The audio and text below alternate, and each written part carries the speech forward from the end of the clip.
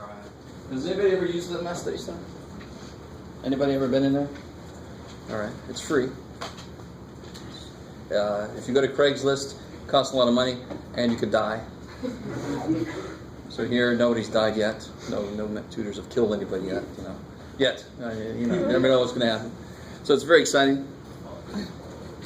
It's like riding a roller coaster. You could die. Less chance of it though than Craigslist. So any questions from what we did yesterday? We didn't really do that much, but I can't stress enough how important it is. If you have any trouble with factoring, you desperately need to get help now. Right? What did I say about chapter 7? If you can't factor, you can't do chapter 7. That's pretty much going to kill you. You're going to be dead. Right? So let me do this real quick before I get into lecturing about anything. Let me have you guys do a couple of problems for me real quick.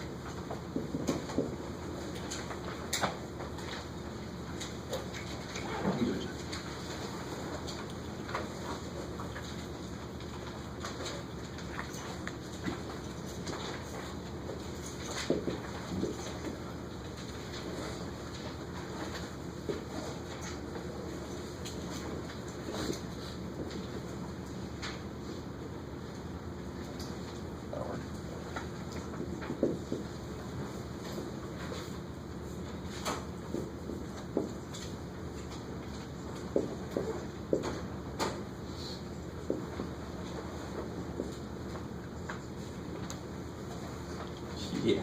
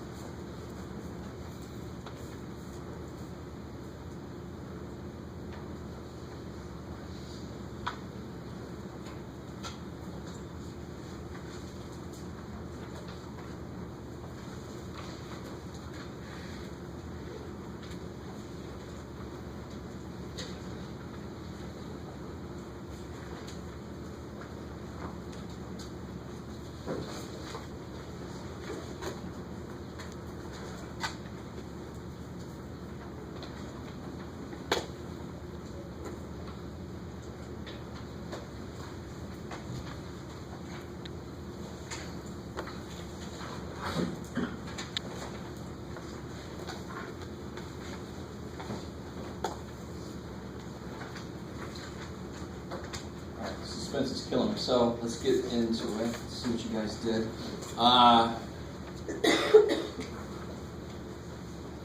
Which one of these can you do GCF first step? The second one. You desperately have to do GCF, and then if you do that, it might not be the only thing, right? You might be left with something else to do. So sort of like if I ask you to factor 18 and you say 2 times 9, you're not done. Because there's 9. You keep going. Right? So be careful. You always got to double check and make sure, is that the only thing I can do? Can I do anything else? Don't assume you're done. Don't, I've done enough. So this one's nice. It's a one-stepper. How do I know it's an easy problem? You guys told me yesterday. It's relatively easy. Because what's in the first place? There's a 1. Cool. Right? So if A is 1, then it's going to be relatively easy. You just have to find the numbers and you're done. If that was something that wasn't 1, it's a little bit longer, a little bit more complicated. But it is 1, thank God. So I just need 2 numbers that multiply to be 30, add to be 7 negatives. Yeah, you get 10 and 3, and of course the bigger one has to be negative, and then you're done. Because x squared is x times x. 30 is negative 10 times positive 3, and negative 7 comes out of that. How are we doing? So in the spirit of yesterday, this is the answer.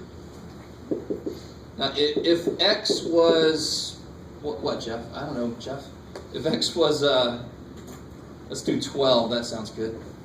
If x is 12, what number is this? 144 minus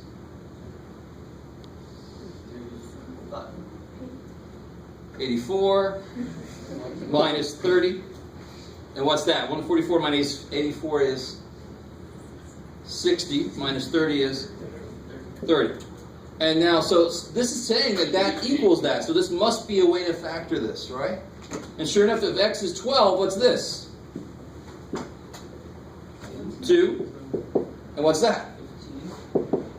Is 30 2 times 15? Yeah, okay, good. I like it. I like it. Now tell me, what numbers would I put in to make this trivial? What do I mean by trivial? Like, how do you factor 0? 0 times 0. So if I put a 10 in there or a negative 3 in there, the answer is 0, and then that's not a very interesting number to factor, right? If I said factor 0, you're allowed to look at me strange. What do you want from me? 0. All right. So some of you guys might realize that's a way to check this. Pick a number for x and make sure they come out to be the same number. What do I have to do here first? Take out a 3, 1x, 1y. I like it. Cool.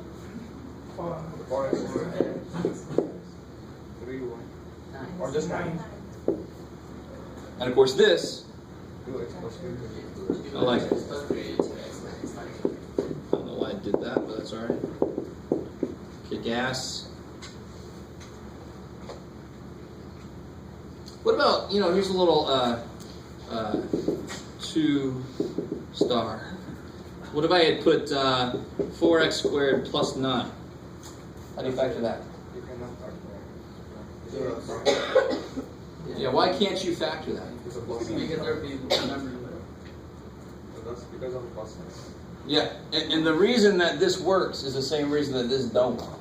This is a negative, so it allows these numbers to be opposite signs, so that when you add the middle terms, they actually cancel because they're opposite signs. Here, they'd have to be the same sign. The only way to make plus 9 is to have a minus 3 or a positive and positive 3, right? You guys with me? So then you can't, that's why you can't do a sum of squares. You cannot factor sum of squares. That's English. So you can't factor a sum of squares. That's really, really bad writing for me. Now, what's that third one? That's our favorite form of factoring. Difference of cubes. I love it. And if you know the process of how a difference of cubes works, and you know that what you're looking at is a difference of cubes, it cannot be difficult. It can't. What do you do first with a difference of cubes? What do you have to find first? How did you know this was 2 and 2 and 3 and 3? Because you took these and broke them in half. So here I got to break everything in thirds. So 125 is 5, 5, 5. Okay, so 5z, break it in thirds, squared. If I multiply this by this by this, I get this. You guys see that? And of course, how do you do this one then? Yeah, 4y cubed, 4y cubed, 4y cubed. Right? How's that? Is that alright? You guys alright? Some of you guys look very concerned. Some of you look like you're sick to your stomach. I'm sorry if I caused that. So then you put down little dude, big dude. What goes in the little dude? Yeah, one of each, because he's a little dude. You can only take one of each. So this one minus one of these. And then these two have to go here. So it would be 25z to the fourth. And at the end would go these two. 20y to the third, z to the third. Oh, I'm sorry. And the middle term, let me catch up to you, will be plus 20 20 y to the third, z to the second. y cubed z second. God, you left no room for yourself. You need the bigger dude. Same sign, opposite sign, always positive, right? Can you guys see that? Let me write it again. 5z squared minus 4y cubed. One of each, and then two of each. With the product in the middle.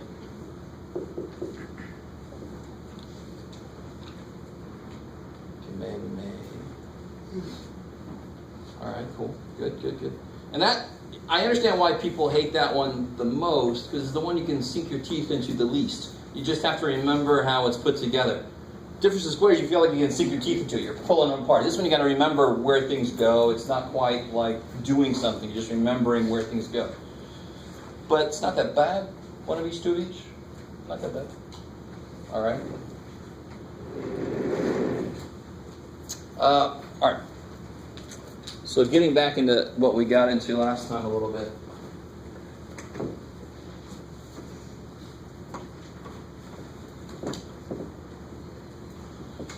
Let me give you a few more problems to try here. Actually, let me start with something different here.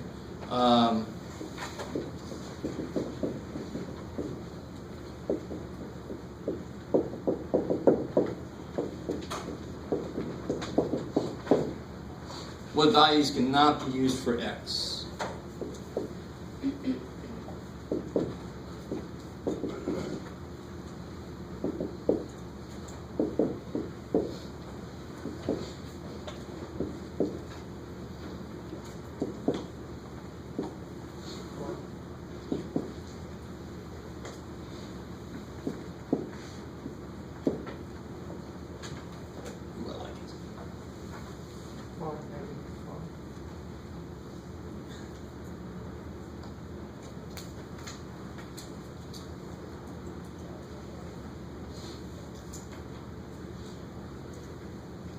Just to make sure everyone's on the same page, why would there possibly be values of x that could not be used? Because it makes the problem undefined. Good. And it would be undefined if the X squared was 4. if the bottom is 0. Right? So that's the whole idea here. Do I care about what the top is then? No, I really don't. I don't care at all what the top. The top can be whatever the hell it wants to be. 0 divided by something is 0. Ooh. But I can't let the bottom be 0. So what values of x cannot be used? X squared minus 16 cannot be 0. And then you solve that. And the best way to solve it, because if people do this, very often if somebody does this, they'll get this. And they lost an answer, right? Because you got to remember when you do a square root, you got to plus or minus. We'll get into that more later. But for right now, it's better to just go ahead and factor this bad boy. And of course, how does this factor? X plus 4, x minus 4. So then x can't be, yeah, negative 4 or positive 4. I like it. Kick ass. is, do you guys remember this property about how to solve this in general? Okay, good. I have to factor it because I can't truly get x by itself. I have to kind of factor it so that I have these two little problems. This times this is 0. The only way that can happen is if one of these is 0. All right, okay, good. So what about this guy? Same thing, right? Now how do you factor that?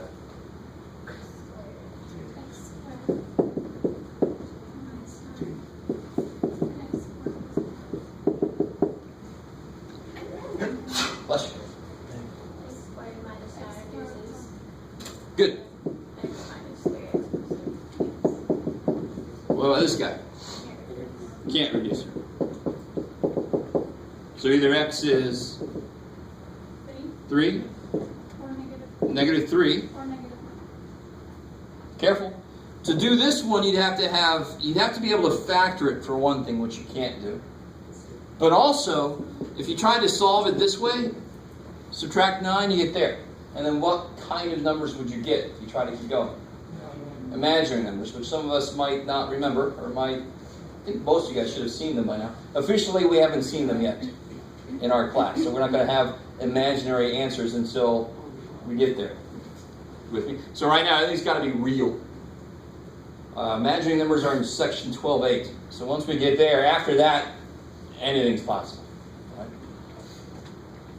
Some of you guys, I hate the word imaginary. We weren't there when they came up with the... People didn't like them when they first... People didn't like negative numbers when they first came. Like, negative numbers don't exist. And now we're like, yeah, just look at my checking account statement. I know negative numbers exist. And then when they found square roots of negative numbers, then people really went, well, shit, I had a problem with negatives. And now you're trying to square root them? Screw you. So they just call them imaginary. It's imaginary.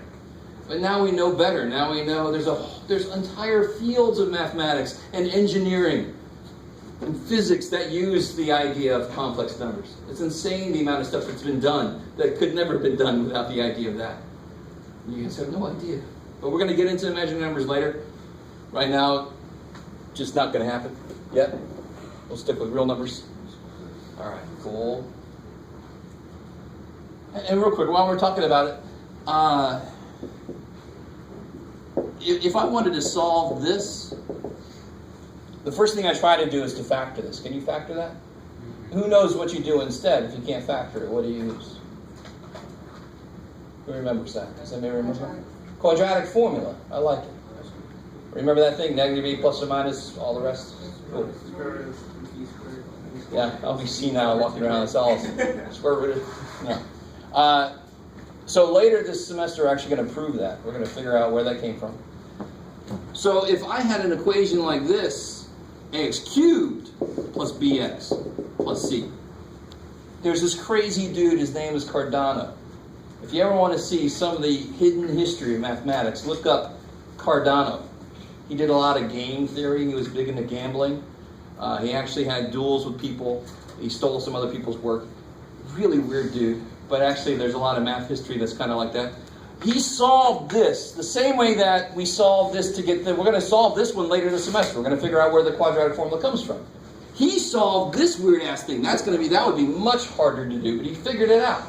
But in order to do it, he needed square roots of negative numbers.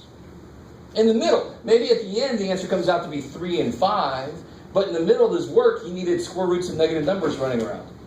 And that's really one of the first places people saw them popping out. What? That can't be, but I need it. I need it to finish this problem out. Anyway, I just want to let you guys know. If there's any interest at all. All right. So we'll get into, we'll prove the quadratic formula later this semester. Some of you guys are like, oh, I can't wait. Okay. So some of the homework is going to ask you questions like this. All right? They're going to just ask you, either they could say this.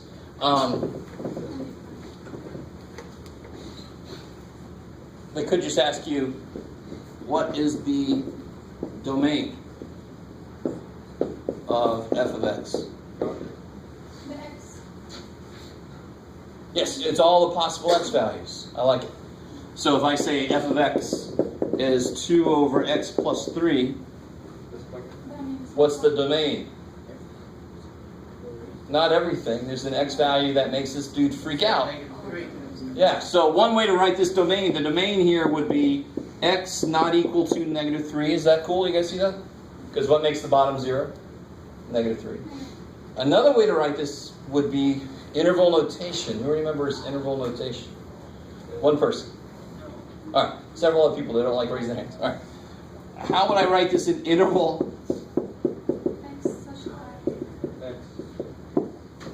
I heard that. I hate that. Don't be bringing that shit back. So a real quick little review. Just so you guys remember. If I had x less than 2, I can graph that. What would that look like?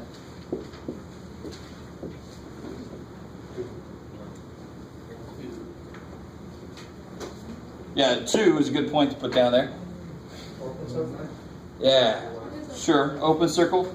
We'll use a parenthesis. Open circle is like parenthesis. Closed circle is like bracket. That's a little more closer to interval notation. And then we're going to shade down, of course. That's a little arrow pointing down. You guys remember this, right? Okay. Interval notation just is a little bit more, it's less visual. It's more mathematical. It just gives me, it tells me what this means. What does that mean? The shaded arrow. What the hell does that mean? How far down does it go? What kind of infinity? Negative. I like infinite infinity. What do you want from me, man? So it goes from negative infinity all the way up to 2. So that's interval notation. You guys remember that? Yes. Always remember these symbols. That is if like an open circle. That looks like part of the letter I for include. So if I want to include it, I would use the symbol that looks like part of an I. So if I had a negative 7 less than or equal to x less than negative 2, try to draw that on a number line first.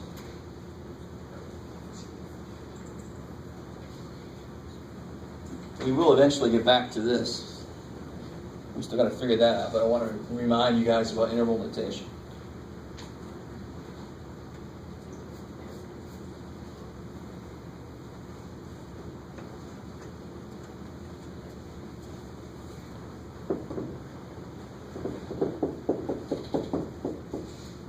All right. So obviously you want to slap down negative 7 and 2. What's going to go on the negative 7? Bracket. I'm going to face it that way because I'm going to end up shading that way, right? This always freaks people out here. People say, no, it's less than. I should be shading. No, the x is bigger than that. It's just the number's on the wrong side to look at it as an arrow. So look at that as an arrow, the x has got to be on that side. That's a little shortcut that we made up, but in order for the shortcut to work, the variable's got to be in the correct place. This, a better way to say this is, x is between negative 7 and 2, including negative 7. Yes? You wrote negative 7 and negative 2. Oh, I'm sorry. Thank you. Bam. I like easily correcting mistakes. What goes on the negative 2? Parenthesis. And then, of course, it's shade in the middle. So what's the interval notation look like here? Really nice. It looks just like that. Bracket, negative 7 to 2. Negative 2. I want that to be 2. No bracket on the 2 then. So you use the exact same symbols from the picture you drew. And that's why we don't like the open circle, closed circle anymore, because we use the symbols we're going to use anyway on the interval notation. Maybe. You see interval notation in other branches of mathematics, like statistics uses interval notation for some things. And all kinds of places use interval notation to indicate interval in numbers. Right. All right, so how the hell would I write this in interval notation? X can't be negative 3. So what's the lowest number it could be? Yeah, from negative infinity up to, it's got to stop where? No? Negative 3. It just won't include it. And then I can say this symbol. I don't know if you guys have ever seen this. This is the symbol or. Because that's not the only thing that's not -3. What else is not -3? From -3, up forever. Become an infinity. There it is. You guys semi with me here? So you guys sort of with me all the way? So in case they ask you for interval notation, I always look at this little piece. This piece says skip -3. Negative infinity to infinity, skip -3. So if I wanted to skip, let's do one more of these, and then we'll move on. What's the domain of f of x here?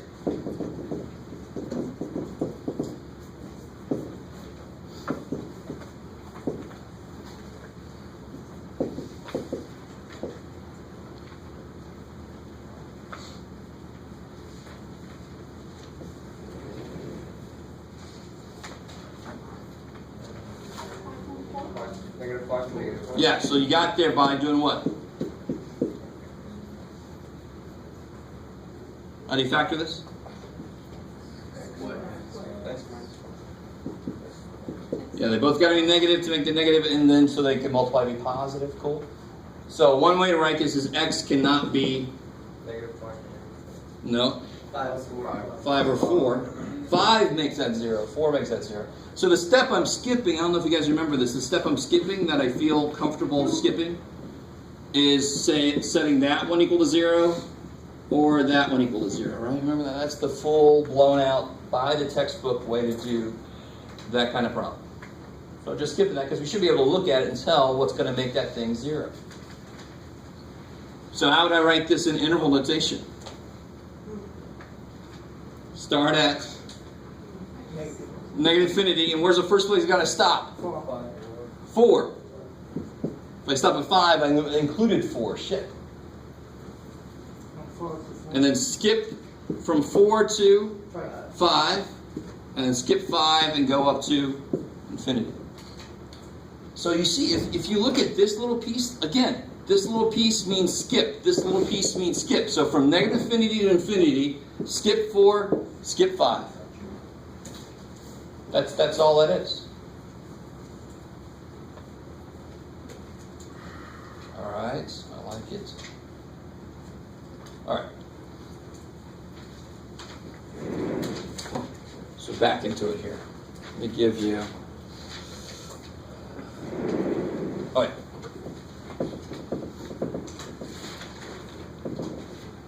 So let me do one more of these type.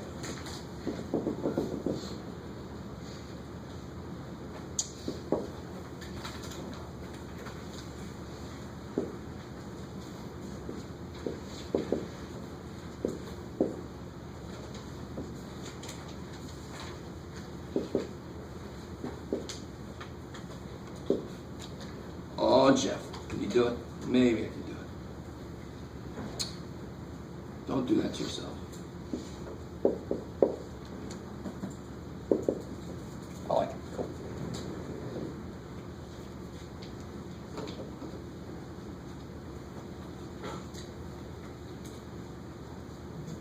No, you need a 64 there. Give me 1 second.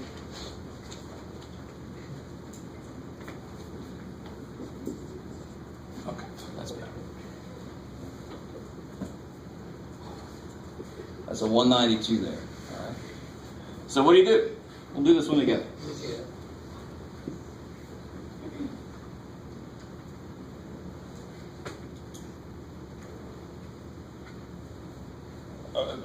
So what's the general idea of this? Same at the bottom of the factor. Right? Oh, I'm sorry. So the instructions here would be simplified. Yeah, Oh, that's my there we bad. go. So we have this type of problem. They're going to ask you what values of x make this undefined, or they might ask you what's the domain. And then I want to come back to this kind of problem here, how to simplify these things, which is just like reducing a fraction, right? So if I factor the top, what happens? Good. Take a y squared out. Cool, I like it. And then on the bottom, good. 3y comes out. Y cubed. 64. Cool. I like it. So you guys see what I was trying to make happen. Now, why was I trying to make that happen? Because are we done with the factoring step? No. Because what can we do with this?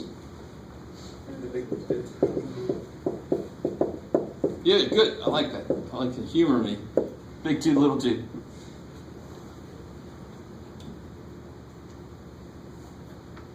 And you kind of, now the funny thing with a lot of these problems, not every single one of these problems, but most of them, there will be hints in the problem. I bet you anything, the little dude's going to be y minus 4, so that they can cancel. That won't always happen. Of course it is, right? 1y and 1, 4. Just because that's y, that's 4, 4, 4. Because those both look the same. So y minus 4. And what goes here? Y squared plus 4y plus 16. So now that you got it fully factored, you start to kill things, right? Very violent. So what dies? Y minus 4s. 1y dies. So you're left with a y over 3 times the big dude. Can't you factor, if you can't factor can you finish up factoring? Is that possible? Big dude can never be factored, ever. Not using nice whole numbers. Alright? So don't even waste your time. The only way you can ever factor anything with the big dude is if there's a GCF you left in there. You can never factor the big dude otherwise, so don't even waste your time. So on some of these problems, real quick, you'll see something like this, just to make something real quick here.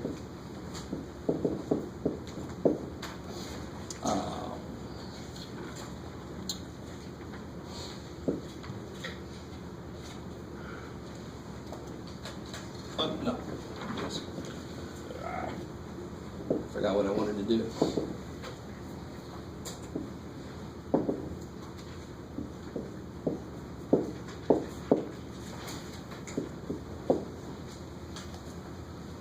So if you see something like this, and what people do is they'll start with the top. I don't blame you, and then you'll slowly go insane because you can't factor the top, right? So notice if you ever are given a trinomial, but in the same problem there's a cube dude, that trinomial might be the big dude. Yeah. And then the whole damn thing's going to cancel. So if you factor the bottom first, what do you get? You get and then the big dude on top. And then, yeah, other two m's plus the product plus the other two 5s. So then these die. What's the answer? Beautiful. 1 over. That guy can't just suddenly magically come up to the top, right? So the answer is 1 over that. All right, I like it. I'm trying to gauge you guys. Some of you are a little bored, which is good. Bored is good in math class. But I'm hoping the rest of you guys are not just not speaking up. Hopefully this is all review. All right. So the next level of this, of course, is remind me what you would do with this here.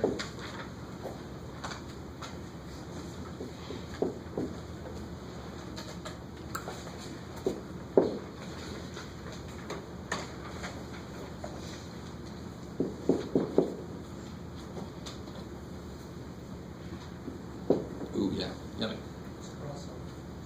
Yeah, so I'd hope to God not many of you guys would do 40 times 17. And good Lord, what do you look for first? Yeah, you look for great GCF. You look for things that they have in common so you can kill them. Now, of course, in general, what has to happen, and this kind of seems silly to say this, but one thing has to be on the top and the other thing has to be on the bottom in order for them to cancel, right? Because then that means you're dividing factors, you're dividing multiplication parts. Those would cancel. So what's the first thing you guys maybe notice what's going on here? 40 and 25. Yeah, what goes into both of those? 5. Yeah.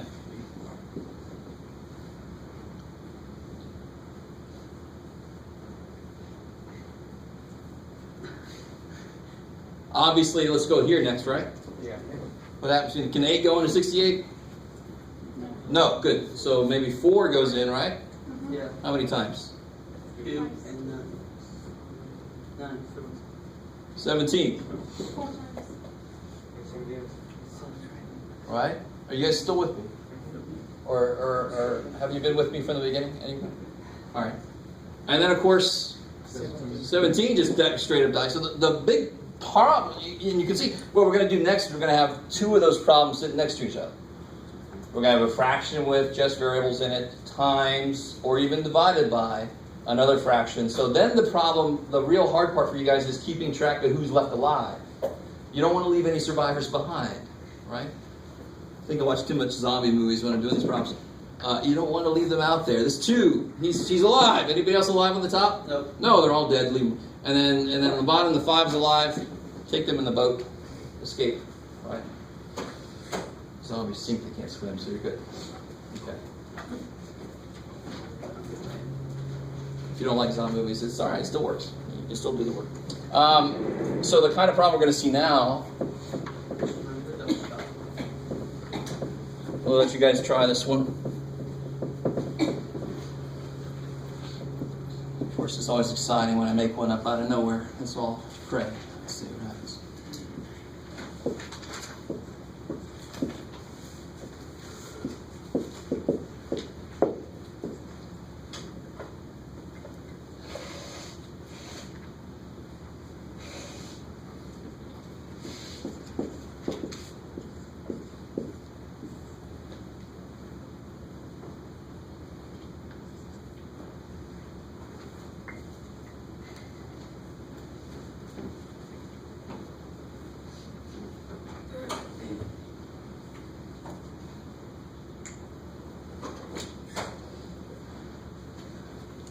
Now this is where parts of your brain, the very hopeful parts of your brain are like, oh yeah, you just cancel some of this stuff out.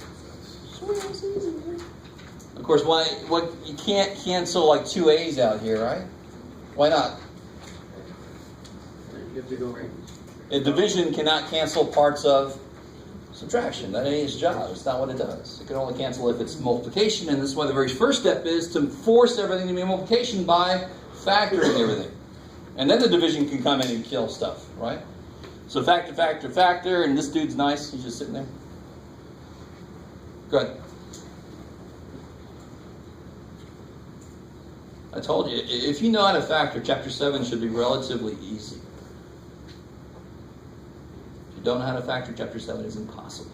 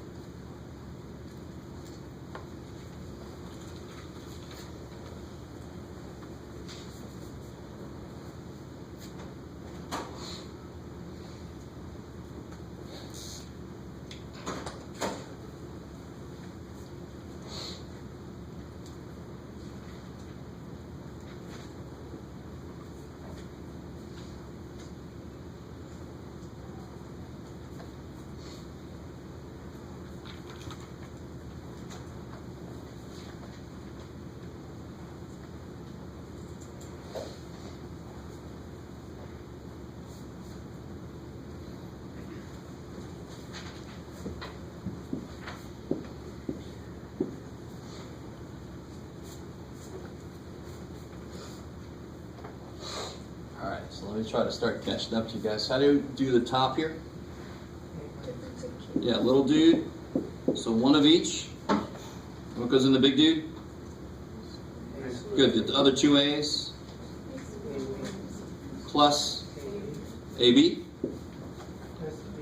plus the other two B's. I love it, right? So 1 of each, 2 of each, product in the middle. The bottom is nice, right? What do you do with the bottom there? Just a difference of squares, which I call a thank your favorite deity problem. Now what the hell you do at the top over there? I wanted to give you one of these with overload of variables to see what you thought. How would you factor this here?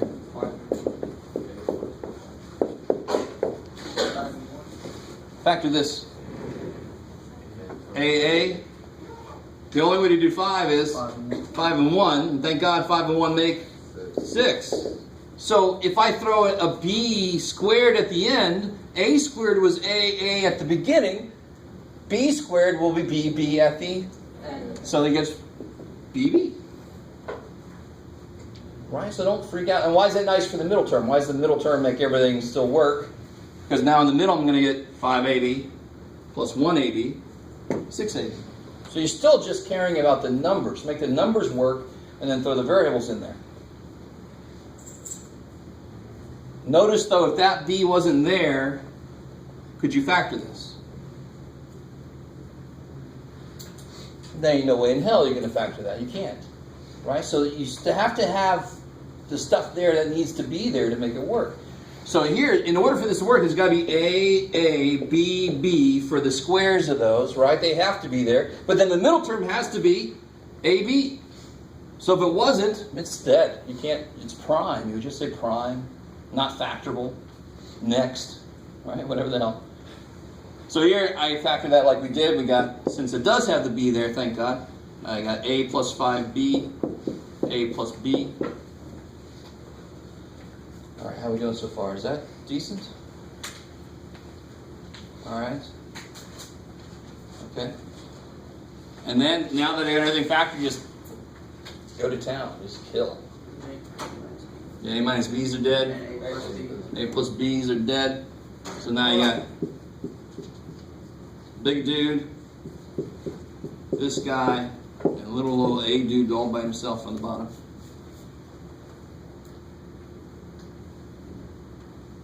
All right. Yes, sir. Just a question. Like, if we had a question like this on test, can we put the smaller one in front of the big dude? Oh yeah, sure. I want to make sure. Yeah. What did I do? Oh yeah, sure. It doesn't matter. This is just multiplying, so you can multiply whatever order you want to. I like it. So you could have that in front. Yeah. I like it. And real quick, while I'm thinking about it, I've already looked at some of your responses to the online thing. I saw somebody said something very interesting. They said, and I agree with you. You hate it when math teachers don't allow you to use a method you like. You have to use their method, right? And this is why a lot of students, this is what kills students early, is when you have a math teacher early, like 5th grade maybe, and they're very tyrannical and they say, you must do it this way, and your brain, you go, oh, that makes total sense, I like it, and I got the right answer, look, no, it's not my way, I thought I knew math, and then your whole math career is dead. And that just kills me, because I know it happens, because it almost happened to me, I remember, very specifically, and then I just decided, you're an asshole, give me a bad grade, I know what the hell I'm doing. There are a couple of ways, I've already talked about one of them, that I don't allow because it doesn't allow for you to build later. You're in 110, that normally means you're going to take more math, right? Maybe some of you guys up to calculus or maybe even beyond. So I have to give you the way to look at things that will help you through that level. Even if you're not going there, you're sitting by people who are, I got to be nice to them, right? With all that said, if you have a different way to do something than what I do, just run it by me, or do it in the homework and see what I say with my notes. And sometimes the ways that I do things, like the whole thing where I do AAA, I stole that from a student. Some student did that, and I'm like, I like that. I'm going to teach it that way. Like, this is back in, I might have been the second year I was teaching, back in '99. So I stole it, and I've done it that way ever since.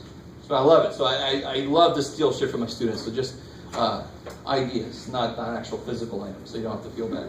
You can't trust me, right? So on your homework, do it the way that you know how to do it. I'll let you know if I don't allow it, and I have to have a reason. If I don't have a reason, you just do it your way. Does that make sense? So, because I agree with you, that's a big turnoff for students. You're like, I understand it this way. Why won't you let me do it that way? If I don't have an answer for that, I have to let you do it that way. So that's the only way it can be. All right. Cool. Okay. So remind me what happens with division. I mean, if I had 4 9s divided by, what you got, Jeff? I don't know, Jeff. 2 27s. Multiply those. Yeah, exactly. And I showed you exactly why that's true yesterday. So you take 4 9s and you multiply it by 27 over 2, and then it's just like a multiplication problem, right? So then you get 2, 3, 6. 4 9s divided by very small comes out to be bigger. That makes sense. All right, maybe. All right, so let me let you try this one. This one looks a little bit different. And just to be safe, I'll actually take this one out of the book. Let's see.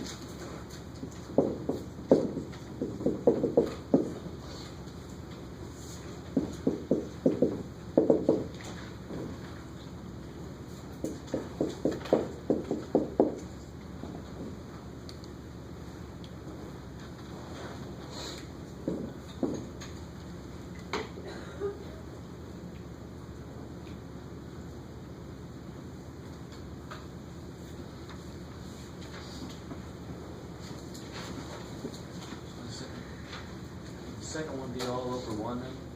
Oh, yeah, it's good. Sure. Kind of gives it away a little bit, but yeah. Totally. Yeah, you know it's over 1.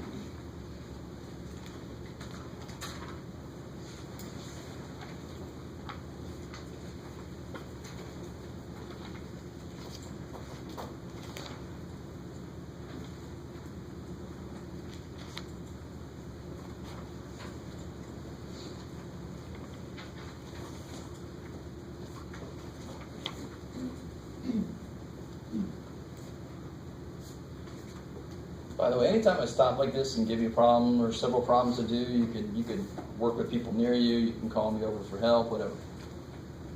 It's not like a little mini quiz or something.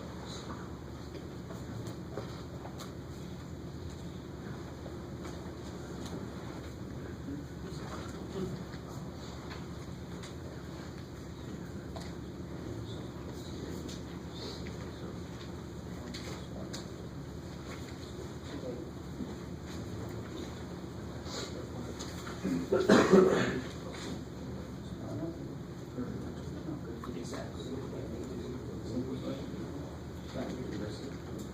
can see where the parks are, you see which parks are.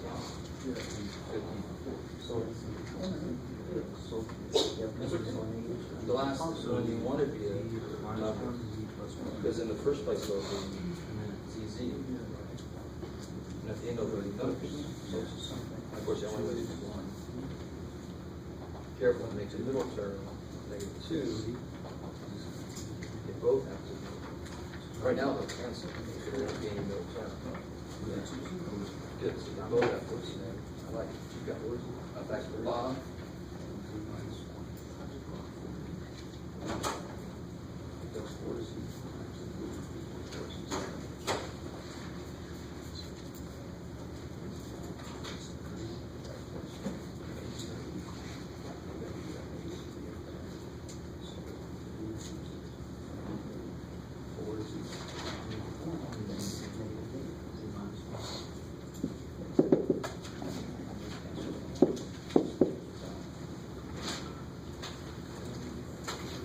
So yeah, whenever you divide by a whole number, it's just going to be the times 1 over that, of course, right? Because there's an understood 1 under there.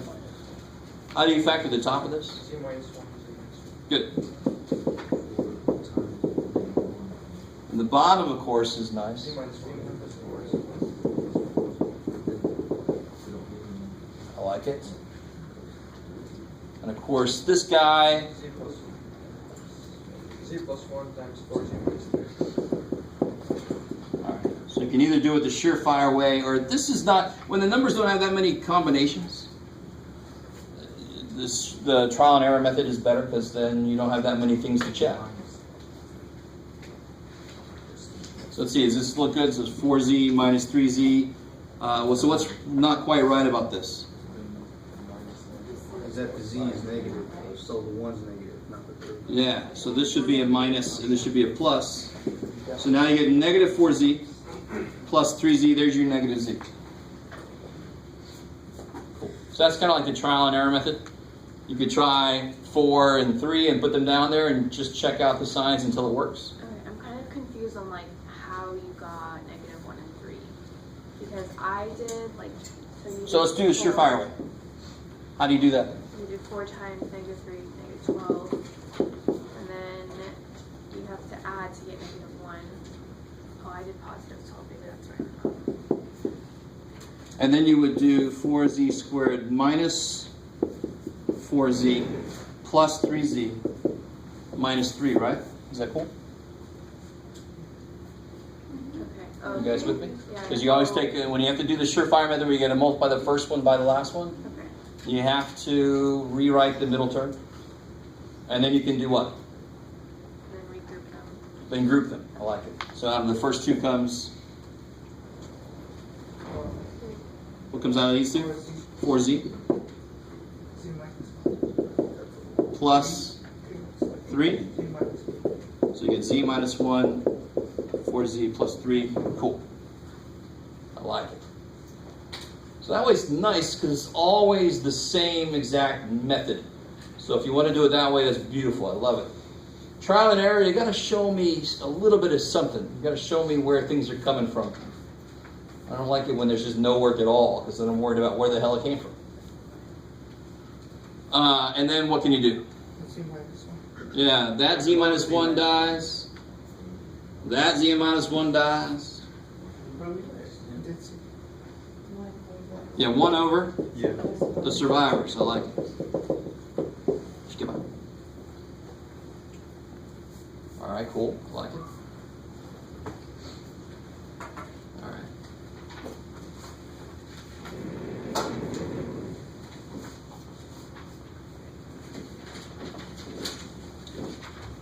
So there was a problem on the warm-ups that looked something like this here. It had this idea in it.